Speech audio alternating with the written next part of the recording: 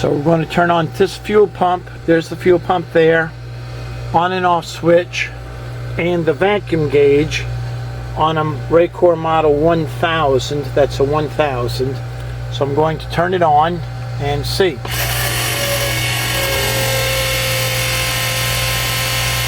So that's a 2-micron filter element in here, and we're pulling almost 10 inches of mercury.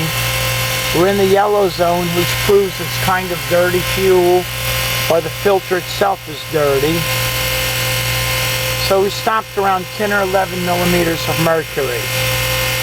So we're now going to watch that level gauge up there to see if we're pumping fuel from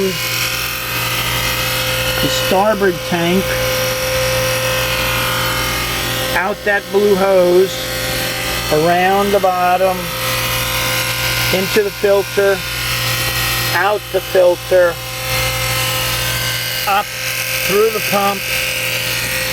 The blue hose goes down to the upper manifold, goes in here, see that's open, and it goes into that's open, into the aft fuel tank.